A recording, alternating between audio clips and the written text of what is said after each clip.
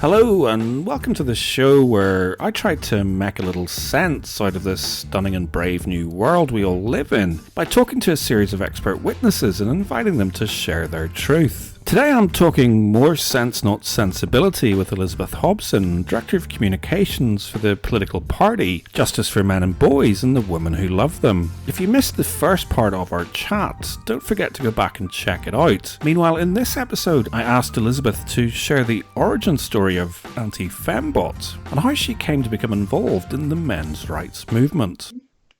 So, I think that some people are born,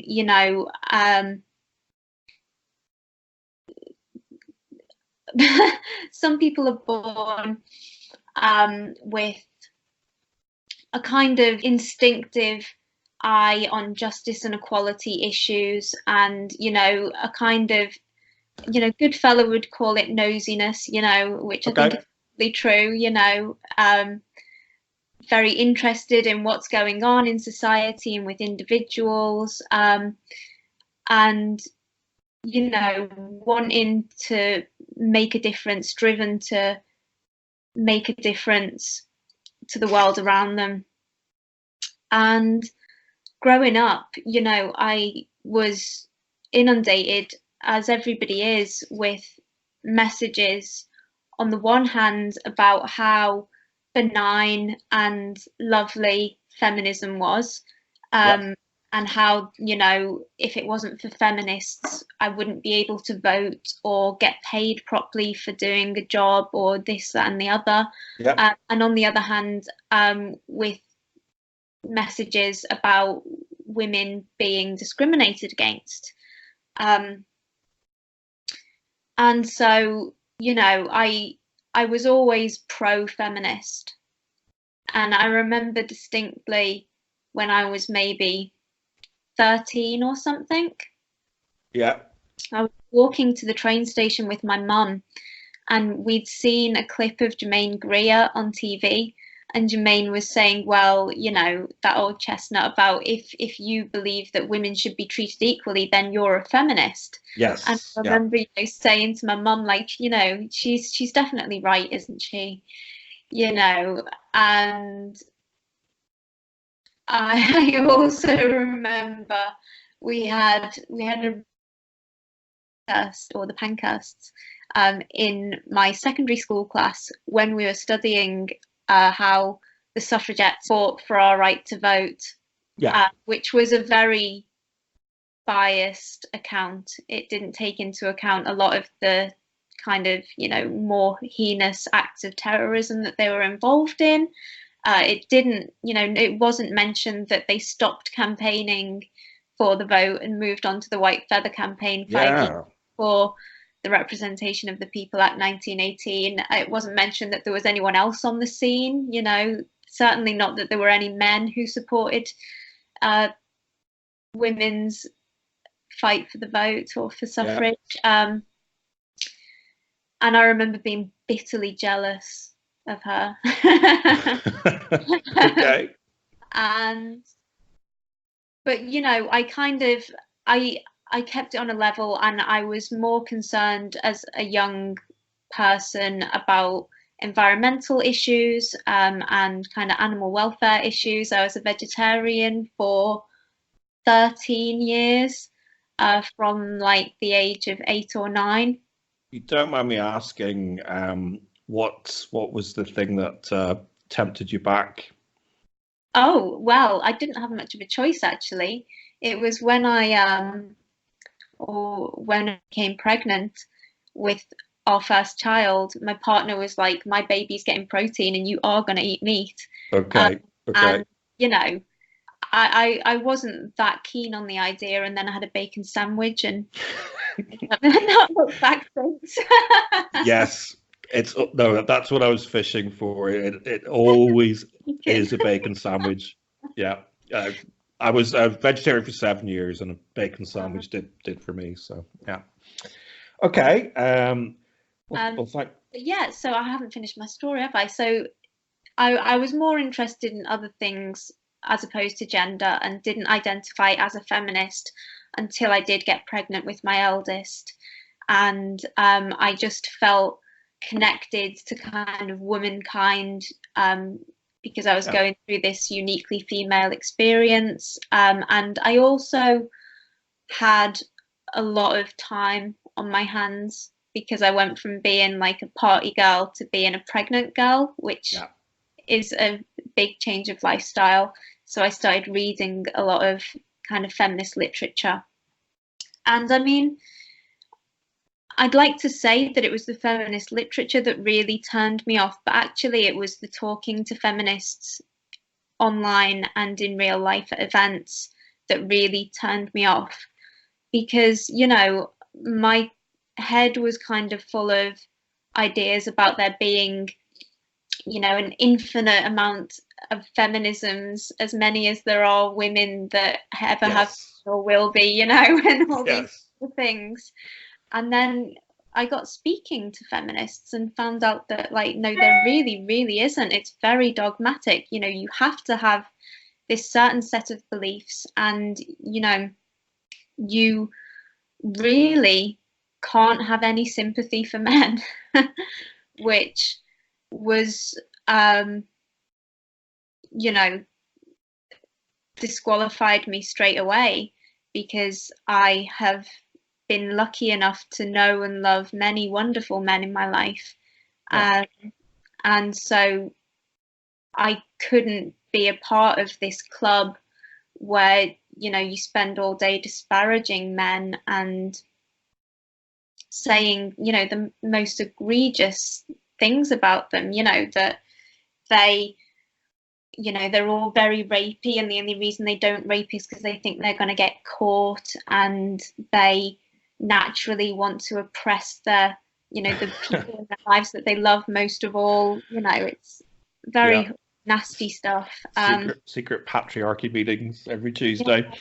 And, you know, it was through arguing with feminists online while I was still calling myself a feminist and thinking, God, I've got to reclaim this movement, that I ran into like men's rights activists and anti-feminists and, you know, the opposing team, and they were so much nicer, and their values were the values that I thought were feminist values, but it became quite clear really, really weren't. And that's how it all started.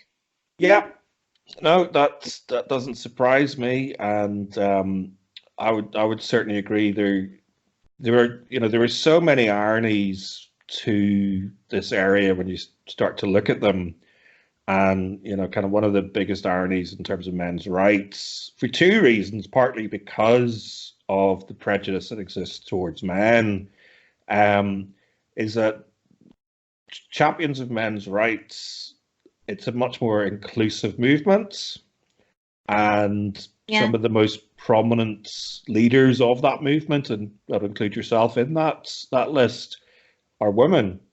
You know, and that's not just because, as I say, you know, kind of maybe, you know, you have a slightly more Teflon when it comes to that term misogynist. It's certainly politically expedient to be a woman if you're advocating for men. It's harder to attack you in the misogyny case, but it's also because kind of I've yet to meet someone who identifies as a men's rights activist who doesn't believe in equality for, you know, everybody, you know, let alone just men and women, but, you know, across the board. So that's, you know, that's an interesting one.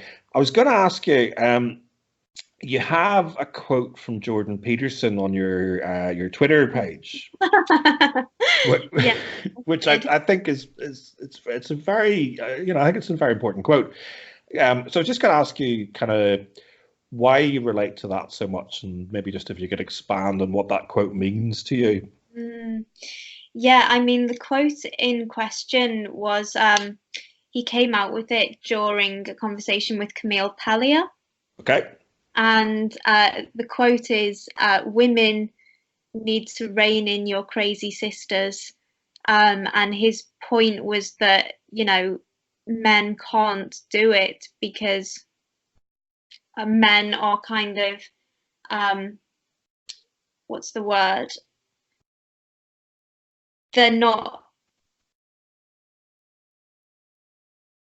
listened to on these issues, I suppose. You know, they're too easily brushed off as dinosaurs who want to, you know, a return to the good old days of the patriarchy with women barefoot, you know, in the kitchen and all of that. And, you know, women have a lot more freedom to criticize other women, basically, and to be listened to whilst doing that. And so, you know, whilst I don't want to labor the point too much, because, you know, I'm the beneficiary of so many fantastic, inspiring and very knowledgeable and, you know, expertly kind of expressive men in terms of my criticisms of feminism and my advocacy for men's rights, you know. And so I've got, you know, mentors like Neil Linden and Peter Wright and Fiedel Bogan, who are all razor sharp, and, you know, they've done such excellent work, and I owe so very much to them. But, you know, when I utilize their work and build on it, I just naturally, you know, attract more attention and can kind of incise my way through into the debate, where they're kind of shut out just because of their maleness, you know. So, you know, I don't want to suggest that men don't have a role to play in consigning feminism to the dustbin of history, as Karen Straw would put it. They certainly do. But, you know, I think women have a greater responsibility because it's so much easier for us. Yeah, I really connected with that quote as well when I saw it, and I would agree absolutely. It's harder. It's not impossible, but it's harder to say that Elizabeth Hobson is a terrible sexist or misogynist, you know, than it is maybe to say that to Neil Linden. But it's, you know, so there's that Teflon thing. But I would pick up on that word responsibility because, I mean, certainly, I mean, women can perhaps kind of reach into spaces in this debate that men can't. But there is also that aspect that feminism is a kind of representation. It's perceived as, the leaders are very much perceived as women.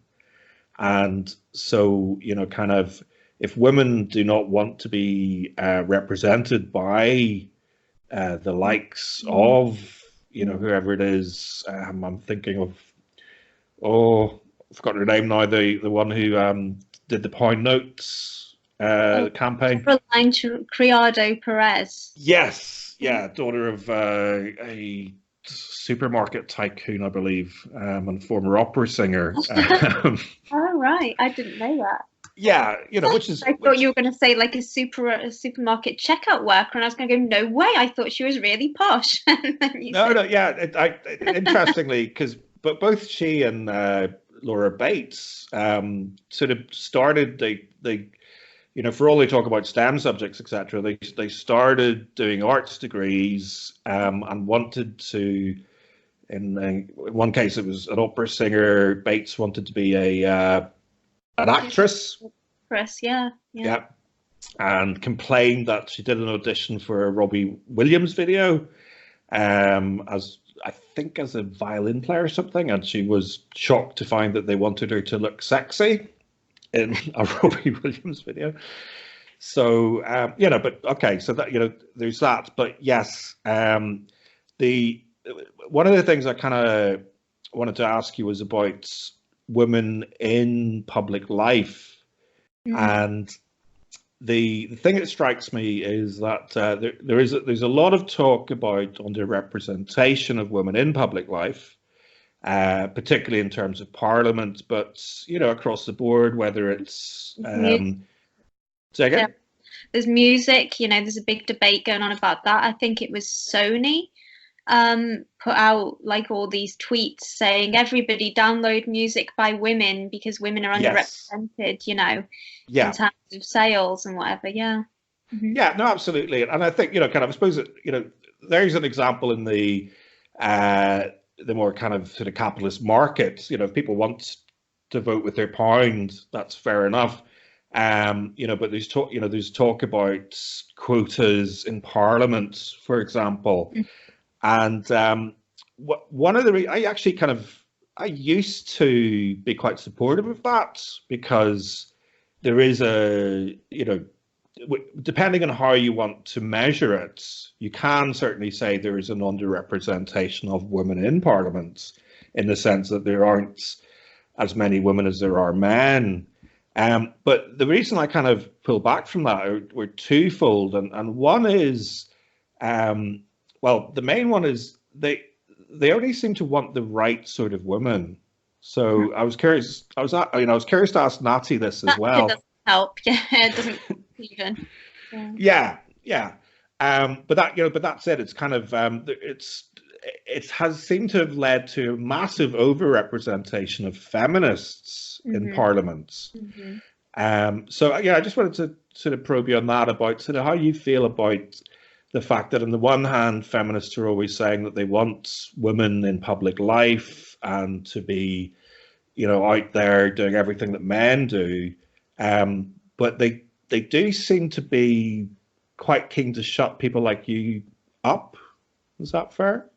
Oh yeah, that's very fair. Yeah, they certainly won't be asking me to stand. No. Yeah. Yeah, but it's I think there are. I mean, if we look at Parliament in particular, I like to say that women don't go into Parliament, they don't become MPs because they're too sane. Who would want that job? Like, the kind of level of scrutiny that you and your family as well are put under is immense. And I believe the divorce rate in Parliament is like sky high, because people are just, it's such a demanding job, and it's such an it's so intrusive. And so I'm like, who would want to be an MP? And obviously, we know from personality kind of research over the last, decades, that women are more concerned about their work-life balance and about getting kind of satisfaction from their work, in terms of kind of personal relationships. Although I suppose, you could potentially get that in Parliament, but you also get an awful lot of aggro. I have to admit, I tend to agree, and indeed can't think of many things worse than a career in parliamentary party politics. But sadly, so many that do seem to think that it's their job to dictate how everyone else should live their lives, how they can speak, and increasingly even what they should think. So we're always going to need people prepared to put their head above the parapet, step into public life and make a stand for sacred and simple common law principles like liberty, justice, equality, individualism and meritocracy. And in my humble subjective opinion, we desperately need more women, and for that matter men, in public life who are prepared to not just talk the talk, but walk the walk like Elizabeth. By the way, soon after we did this interview, Elizabeth got in touch to tell me that she woke up the next day feeling terrible because she'd forgotten to mention her colleague and party leader Mike Buchanan when talking about some of the many men and mentors who've supported her in her work. Personally, I think they've become such a great double act that I think most people will have taken it as a given that Mike has and is a great mentor in her life. But I guess that the fact that Elizabeth insisted I say something is typical of the thoughtful and considerate nature of so-called misogynists like her. Anyway, I've included a link to an interview Elizabeth gave last year where she talks in some detail about how supportive Mike has been at developing and supporting her role in her work. And this also seems like a good opportunity for me to say a few words about her party leader and, most importantly, extend a public apology to him. Because Mike Buchanan very kindly also did an interview for this series, during which we managed to cover quite a lot of fascinating ground, only for me to somehow manage to lose or somehow corrupt the file. Obviously, I was mortified, not to mention incredibly embarrassed, and yet Britain's most apparently monstrous misogynist was incredibly understanding and philosophical about the news. So understanding, in fact, that I'm beginning to suspect that all these reasonable and thoughtful behaviours are designed to throw me off the scent, while members of J4MB secretly conspire in some cigar smoke-filled room to reinstate the patriarchy via some dastardly and devious plan, quite possibly involving cyber sharks. Anyway, the good news is that I had the opportunity to apologise to Mike in person at the International Conference on Men's Issues, which recently took place in Chicago, and I'm pleased to report that I have definitely managed to back up take 2 of our interview. So look out for that and plenty of other coverage of that conference over the next few weeks. Sadly, due to a last minute snag, possibly involving alpacas, Elizabeth was unable to make it, so it seems appropriate to finish this episode by inviting you to follow the link in the low bar, head straight over to her channel and check out her speech on criminal justice that she had planned to deliver in Chicago. As always, it really helps me out when you like and share and leave a comment, and obviously get your friends to subscribe. Thanks for listening, and until the next time, if you see an elephant. Can't you see it too? There's an elephant in the room. The Glass Blind Spot is brought to you by you, because it's your views, your likes and your comments that keep this show on the road.